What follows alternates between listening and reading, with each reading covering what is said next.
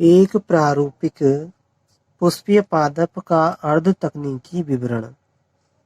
तो पुष्पीय पादप का वर्णन करने के लिए बहुत से आकार की अभिलक्षणों का उपयोग किया जाता है। पुष्पीय पादपों का वर्णन संक्षिप्त होना चाहिए, सरल होना चाहिए तथा वैज्ञानिक भाषा में होना चाहिए और क्रमवार होना चाहिए। तो वर्णन कैसा होना चाहिए पुष्पीय पादपों का? संक्षिप्त, सरल, वैज्ञानिक भाषा में व क्रमवार होना चाहिए। पौधे के वर्णन में उसकी क्या क्या आती है? उसकी प्रकृति है, कायिक लक्षण है, मूल, तना तथा पत्तियां। कायिक लक्षणों में आते हैं मूल, तना तथा पत्तियां, और इसके बाद में पुष्पीय लक्षण आते हैं।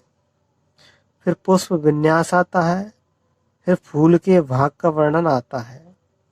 तो इस तरह से क्रम निर्धारित होता है, इसी के अनुसार पुष्प का वर्णन किया जाता है किसी पुष्पीय पादप का। तो कैसे किया जाता है? उसकी प्रकृति है, कायिक लक्षण है, मूल, तना, पत्ती, पुष्प, पुष्प विन्यास, फूल के भाग का वर्णन आदि। पौधे के विभिन्न भागों के वर्णन के बाद पुष्पीय भाग के पुष्पीय चित्र, यानी पौधे के जब विभिन्न भागों का वर्णन हो जाता है, जब पौधे का पुष्प चित्र तथा पुष्प सूत्र बनाने होते हैं। तो ये पुष्प चित्र है और ये पुष्प सूत्र है। तो पुष्प चित्र पहले बनाते हैं और पुष्प सूत्र बाद में बनाते हैं। फिर पुष्प सूत्र को कुछ संकेतों द्वारा इंगित किया जाता है। पुष्प सूत्र में सहपत्र को बीआर से, कैल्किल यानी कि जिसको कैल्किस जिसको हम बोलते हैं कोरोला, यानी कि बहादुर। कैल्किस को बहादुर बोलते हैं के, और कोरोला को बोलते हैं शीतल से प्रदर्शित किया जाता है। परिदल पुंज को पी से, पुमंग को ए से, एंथर और जायांग को जी से प्रदर्शित करते हैं। ऊर्ध्ववर्ती अंडाशय को जी से प्रदर्शित करते हैं और अधोवर्ती अंडाशय को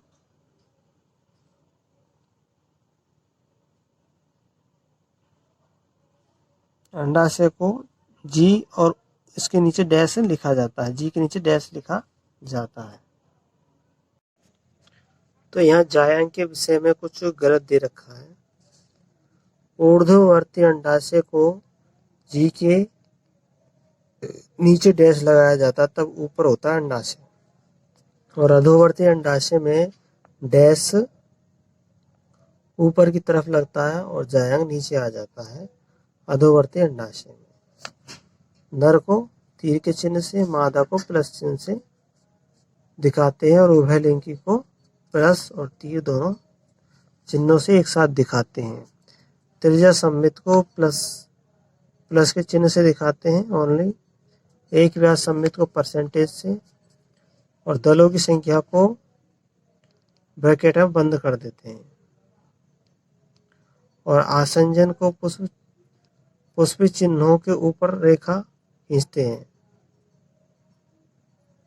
आसंजन में पुष्पी चिन्हों के ऊपर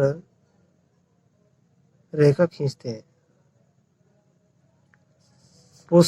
पुष्प चित्र से फूल के भागों की संख्या, उनका विन्यास का क्रम और उनके संबंध के विषय में जानकारी प्राप्त होती है।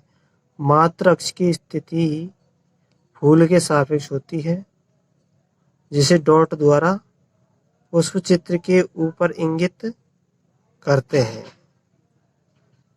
तो मात्र अक्ष की स्थिति फूल के सापेक्ष होती है, जिसे डॉट द्वारा पुष्प चित्र के ऊपर इंगित करते हैं। कैल्किस के कोरोला, पुमंग तथा जायांग क्रमवार चक्कर में दिखते हैं। कैल्किस सबसे ऊपर की ओर तथा जायांग सबसे भीतर होता है। यह सासंजन तथा आसंजन को चक्कर के भागों तथा चक्कर के बीचों को इंगित करता है। नीचे सरसों के पौधे का चित्र दिखाया गया है। पुष्प चित्र और पुष्प सूत्र देखते हैं हम। तो ये मात्र अक्ष को दिखाता है, ऊपर का डॉट उभयलिंगी है। बाह्य दलों की संख्या 2-2 के क्रम में है, 2 बाहर और 2 अंदर। दलों की संख्या 4 है और कोर स्पर्शी है।